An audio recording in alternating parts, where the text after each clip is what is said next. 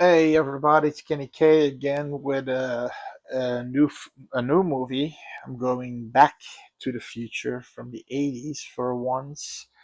A movie that's actually on my wish list here for a time because it's the movie called Smile. We all seen this movie. There is already a sequel. I believe this one gets a 6.5 and the sequel gets a 6.8. What I heard from other reviewers that the sequel wasn't necessary. I don't know. Now, it's a niche. Like in the 70s, you had horror movies. A little bit of a, before I'm beginning, I'm not going to spoil Smile.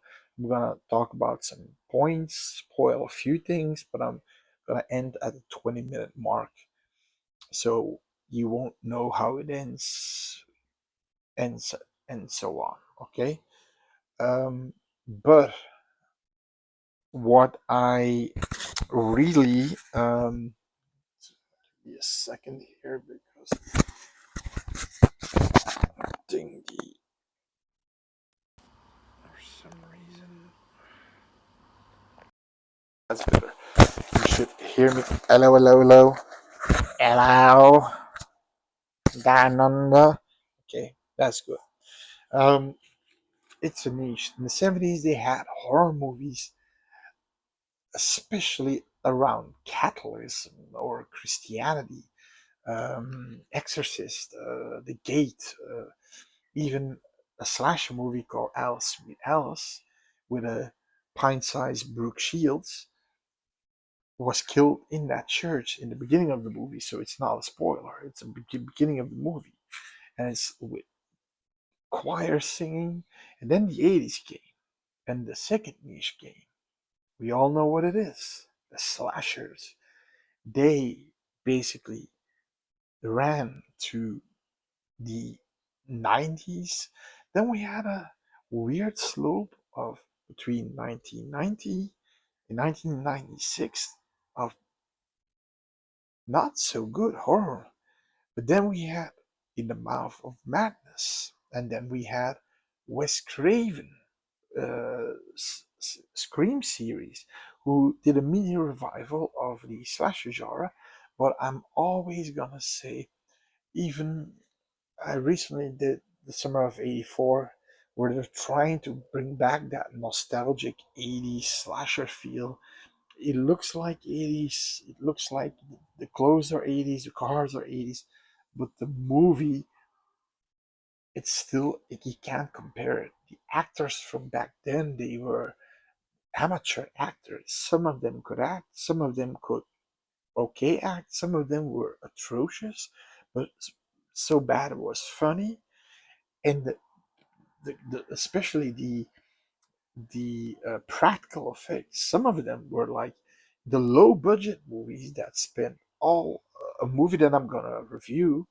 I think I reviewed it already, but I'm gonna re-review it because 1987 didn't have a. I'm now at the year of 1987. I stopped there. It didn't have a lot of good ones. If it comes to points on IMDb, Blood Rage is one of those good ones. It's low budget, simple story, but extremely well done. 95% realistic practical effects. Then, of course, we had the found footage genre that took over. And everybody did it. Everybody with a camera. We can make a movie if we have some friends in a location. There you go. Just type found footage movies on YouTube, all these fan movies. And I gotta say, there are a few in there that really creeped me out and really were well done.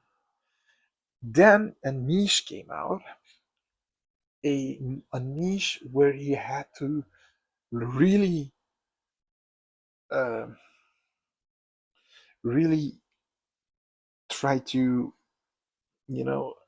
keep your mind on the movie. Psychological horror movies, where details and sudden things can change and going back to the past and the future, back past. It I don't like that kind of horror movie, but the ones I see, I always enjoy. The one I'm thinking of The Grudge. I didn't see the Japanese versions, Yuan Tsu or Ringu, or The Ring. I didn't see The Grudge 2, but I seen The Ring. I know with the guy at the end with the distorted face, like that. Then of course we had Sinister with Ethan Hawke with those moves. He also had.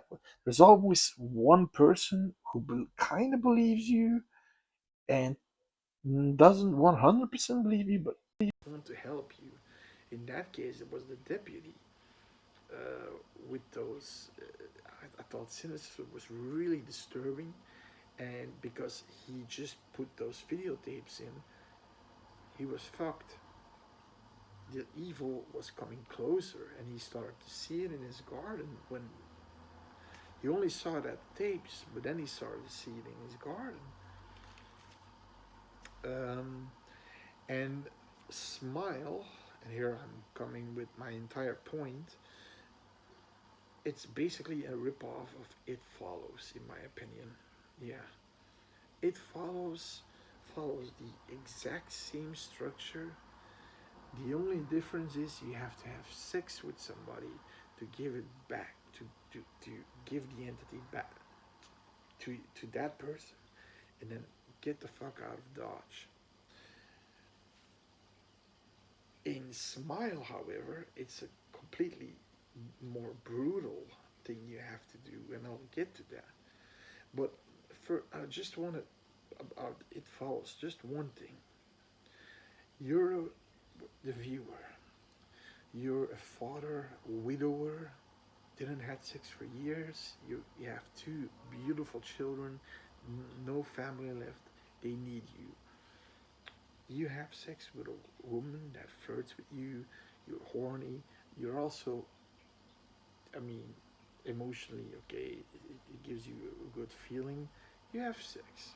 You have this fucking entity latched on you.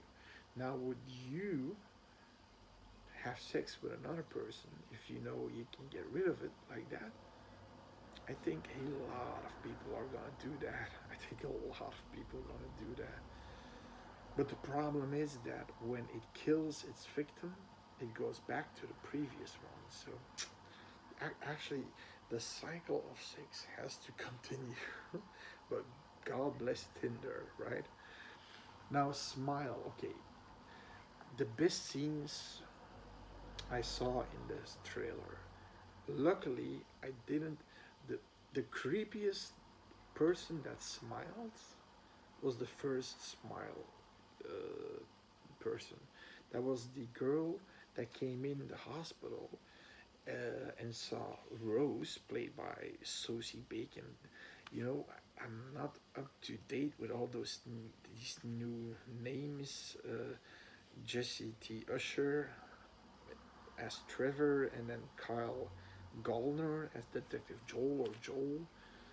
Um, both one is a boyfriend and one is the ex-boyfriend. Joel's the ex, and now Rose is the psychiatrist of the department, and she's talking, and she says she saw her teacher bludgeon his head with a hammer, with a claw hammer, and while he was smiling, and he kept smiling, and she sees this thing now everywhere, and it becomes worse and worse and worse. And she, of course, as a doctor, immediately goes to delusional, paranoia. Who knows? Because you cannot blame her of not thinking, okay, there's now a creature, a malevolent creature coming.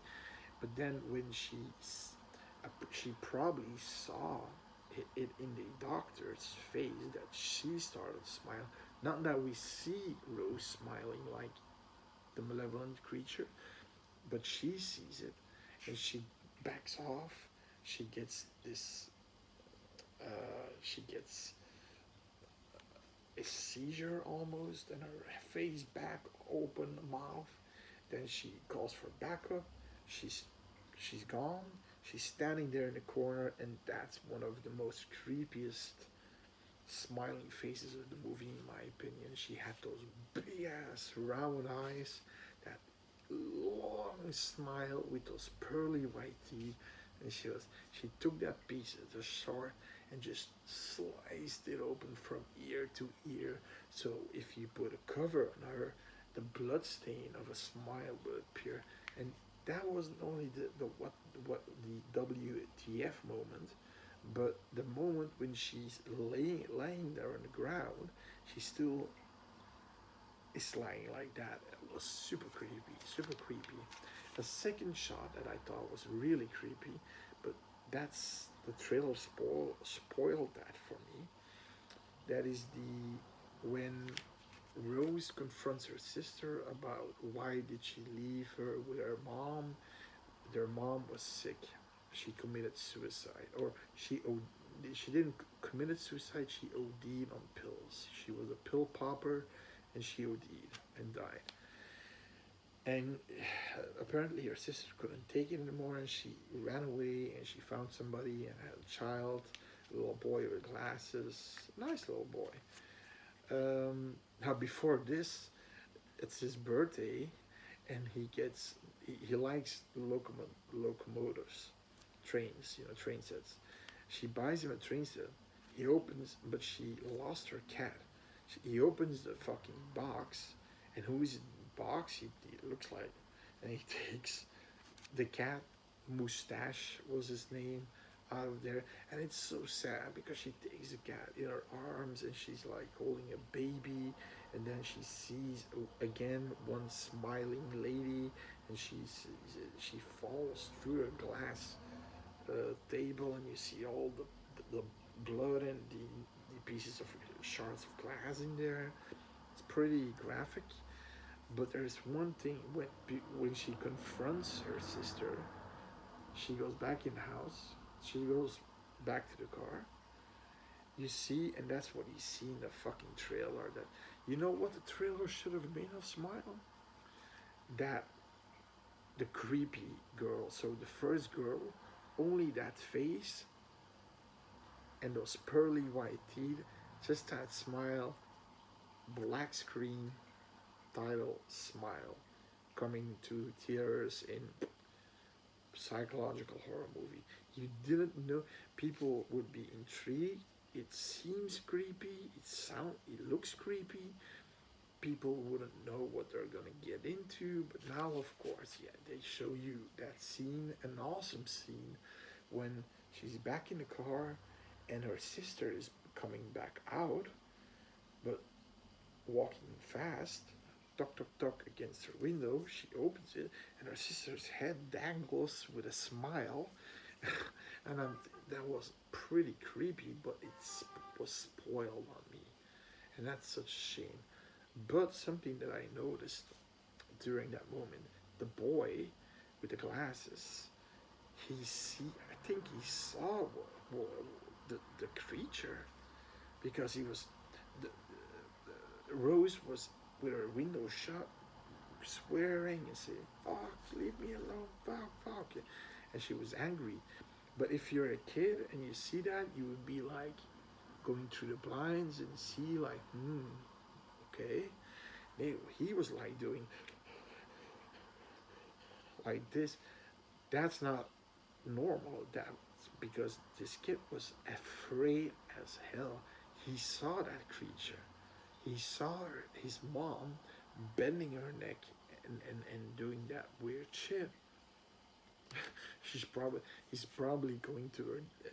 The kid's going to the dad and, "Daddy, mom's she's pretty flexible." You know it, kid. Okay, sorry, stupid joke, I know. But so what she has to do, so she goes to Joel, because her boyfriend Trevor, he's an asshole. He's an asshole. I mean, she has a difficult time, and after the party, he sort of looked up dementia, and he goes back to the house, and I think he just leaves because we never see him again. He left her just because he couldn't handle it. What an asshole. What an asshole. So Joel was the one, because when the first girl that gets killed, it's a smile on the neck slicing. You've got the good cop and bad cop. The good cop is Joel, but that's her ex. And he at some point arrives. That's how we know it's her ex, at the hospital to watch, to see how she's doing. But she's sort of standoffish, but she's really uptight. But she gets a paid week off.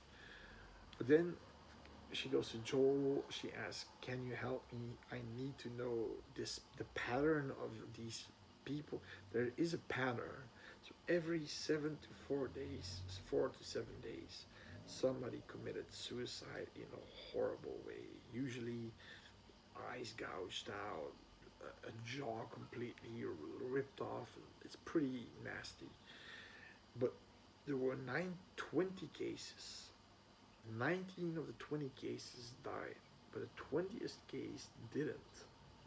The 20th case was a lawyer, and apparently the guy killed a client in front of his clerk with a butcher knife, really sliced and diced him. And the clerk was so horrified that when the time came that he had to go to court, the clerk was missing and found horribly maimed and dead. So the guy says they're visiting him, but she's not saying I'm the one that's latched, okay? Because if he knows that, he's gonna be, because in any moment he doesn't know. It takes 4 to 7 days. He doesn't know how many days it's. I think at that point it's already 4 days with her. So if he knows, he wants to get the fuck out of there as fast as possible. He said, let the cop leave. He doesn't want to, but okay, eventually Rose convinces him. And I like Joel. I like Joel. Again, it's that one character that sort of believes you. There is a sort of pattern going on, but he doesn't believe about the little malevolent spirit yet. But the guy tells her how to get rid of it. If you want to help your friend, let him find a weapon that can kill, and kill nasty, leave it nasty, and leave a witness. The witness has to be shocked. If she's shocked and horrified, or he or she, the creature seems to be living from fear and horrified fear. It will enter that person, and you would be free. But you have to take that step. Now, this is, of course, if you take it follows in this one's a little bit harder. It follows is having sex. It, it smile. Yeah. I mean, you have to kill somebody gruesomely, and then with a witness. But he went to jail because he was feeling guilty and he confessed, but he could have walked scot free. But there is a moment in the movie that she wants to do this. She has this big ass Michael Myers butcher knife. She goes to the clinic where she works. There's this a little bit of a closet case kind of guy. I mean, he comes in and out of the hospital. He has like OCD, repeating things, Tourette's, and he has it too. I mean, he sees the smiling thing too, and you get a scene where she is basically stabbing him to death, really deep, and it's pretty gruesome because he's laughing at her and the blood's coming out of her mouth, and then her boss, sees this, and then he just pulls, screaming, and pulls the skin off his face, and now we know it's a dream. She didn't went through with it, but her boss sees her car, sees it, and he sees the knife, and she just drives away. Joel calls her. She has a plan, but the most stupid plan you can have.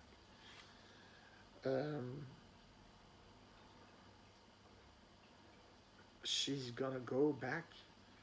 She's gonna go somewhere where nobody lives, and that nobody can, nobody can have a smile. You know, there's still that awesome scene when she's going to this psychiatrist to help her, and the psychiatrist comes to her house. And then she gets a phone call from the real psychiatrist, and of course, the psychiatrist in front of her. But she didn't laugh as creepy. Like I said, the creepiest laugh is from that first girl. But she follows her and then takes that her face and talks in this story. You are almost next. And then, and meantime, she's drooling. That was a cool scene. Um,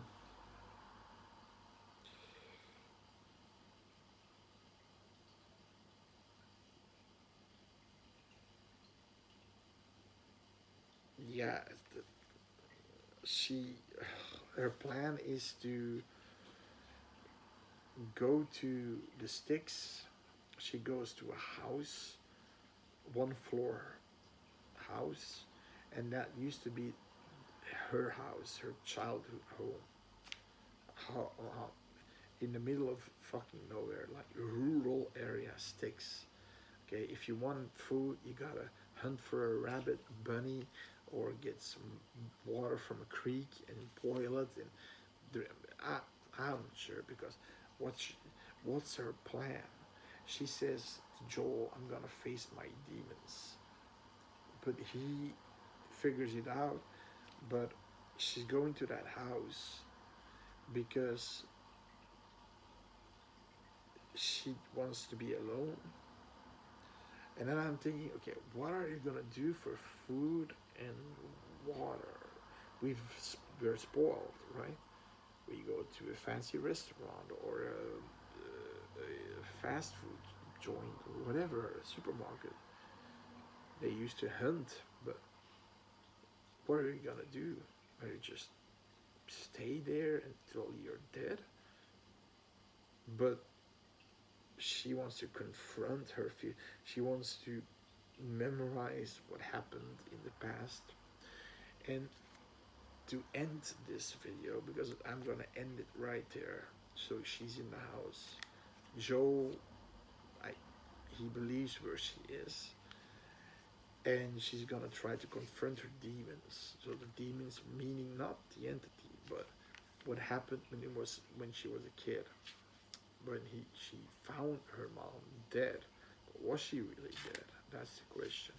So that's something if you want to see the movie, you can see it. It takes like 20 minutes longer, so it's 20-minute unspoiled piece that I'm leaving up to you as the viewer if you want to see this movie. But um, before I end um, before I end this movie, there's this one moment where she gets. I was really rooting for Rose to live. She had a tear in her eye when she saw the girl killing herself, the first girl. Remember the creepy girl? And because her past, and I had something kind of in the same, so I really felt for her, and I hope she survives. Who knows? You gotta watch the movie. So I hope you subscribe and have some more fun with me. It's free, and see you next time. Maybe back to the past, or we'll stay a little bit in the future. Bye bye.